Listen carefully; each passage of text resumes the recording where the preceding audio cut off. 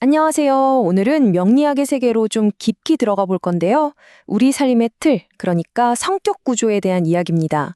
특히 아주 흥미로운 두 가지 유형, 개척자라고 불리는 편제격, 그리고 개혁가, 상관격에 대해 알아볼 거예요. 이 사람들이 도대체 세상을 어떻게 보고 또 어떻게 살아가는지 지금부터 저랑 같이 한번 파헤쳐보시죠. 이런 말 있잖아요. 사람들이 병원 가기를 꺼리는 진짜 이유가 뭘까요? 맞아요. 혹시나 병이 있다는 진단을 받을까봐 두려워서죠. 사실 명리학처럼 내 운명의 지도를 들여다보는 것도 좀 비슷한 구석이 있어요.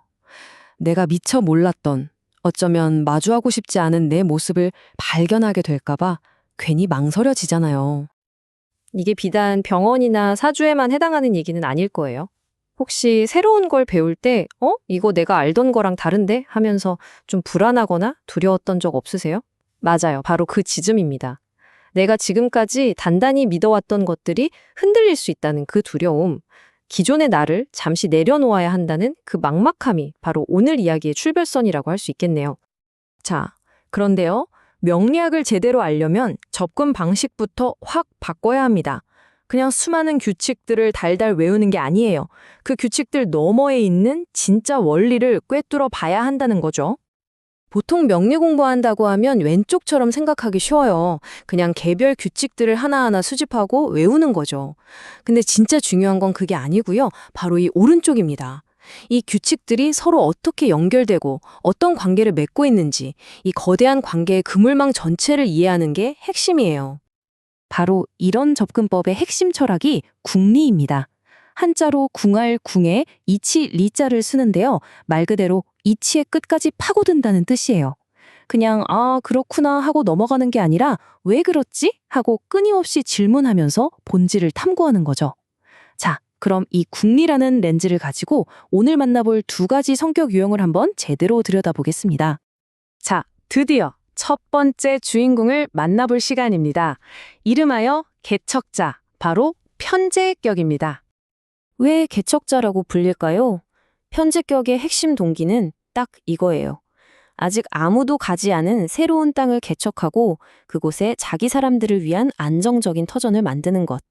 그러기 위해서라면 기꺼이 자기 자신을 희생하는 사람들이죠. 이들의 에너지는 항상 바깥을 향해 있어요. 이 표가 편제격의 진짜 매력을 보여주는데요. 이 사람들은 그냥 개척자라는 하나의 모습만 가진 게 아니에요. 마치 카멜레온처럼 누구를 만나느냐에 따라 역할이 계속 바뀝니다. 예를 들어 볼까요?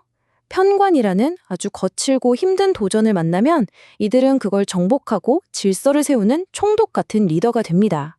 반면에 식신처럼 재능 있는 사람을 만나면요. 그 사람의 가치를 딱 알아보고 키워주는 경영자가 되는 거죠. 진짜 신기하죠? 누구랑 관계를 맺느냐에 따라서 역할이 이렇게 계속 바뀌는 거예요. 그런데 이 편제격의 삶을 한마디로 압축하는 좀 강렬한 표현이 있어요. 밖에서는 위인, 집에서는 개새끼. 좀 세죠? 하지만 이게 개척자 유형이 겪는 딜레마를 정말 적나라하게 보여주는 말입니다. 바깥의 공동체를 위해서 자기 모든 걸 다 바치다 보니까 정작 가장 가까운 가족이나 사람들에게는 소홀해질 수밖에 없는 그 엄청난 희생과 고독을 담고 있는 거죠. 자, 그럼 이제 두 번째 유형으로 넘어가 볼까요? 이번에는 개혁가, 상관격입니다. 이 사람들은 앞서 본 개척자와는 정말 완전히 다른 방식으로 세상에 자기 목소리를 내는 사람들이에요. 상관격의 심장을 뛰게 하는 건 바로 치유와 혁신이라는 두 단어입니다. 이들은 세상의 아픈 곳, 뭔가 잘못된 시스템을 그냥 지나치지 못해요. 거기에 깊이 공감하고 그걸 바로잡아야 한다는 아주 강한 열망을 품고 있는 사람들이죠. 이들의 목적을 정말 잘 보여주는 비유가 있어요. 장애인을 비장애인으로 거듭나게 하는 것. 이게 무슨 뜻일까요?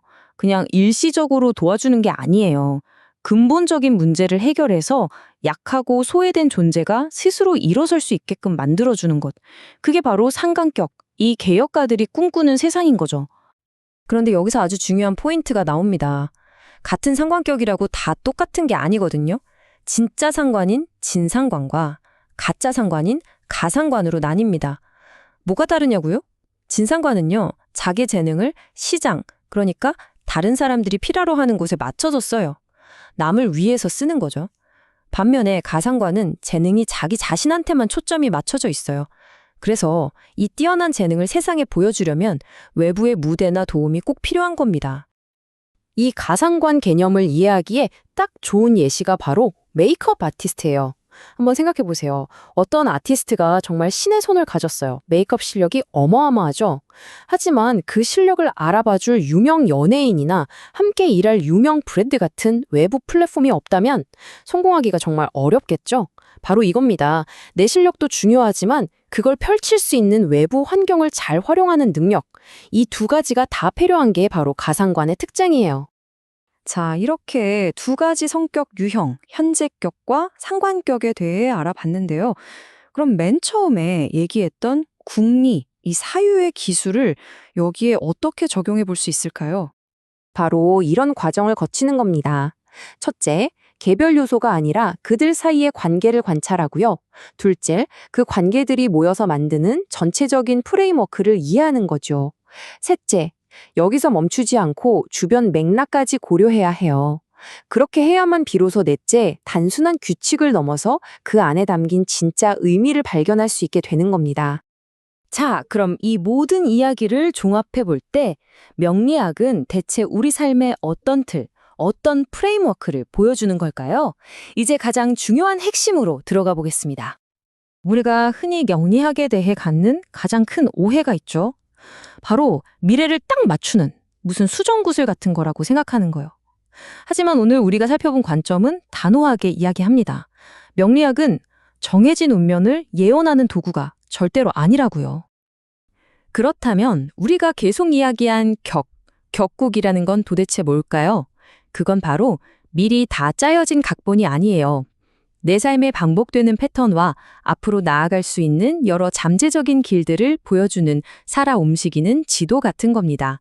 미래를 예측하는 게 아니라 내 삶의 가능성을 이해하게 해주는 틀인 거죠. 결국 명리학이 우리에게 던지는 마지막 질문은 바로 이것인 것 같습니다. 인생이란 건 내가 손에 쥔 패가 좋고 나쁨의 문제일까요?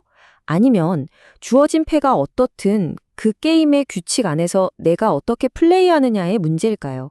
중요한 건 정해진 조건이 아니라 그 안에서 내가 어떤 관계를 맺고 어떤 선택을 하느냐에 달려 있다는 것. 바로 이 메시지를 우리에게 남겨주는 것 같네요. 여러분은 어떻게 생각하시나요?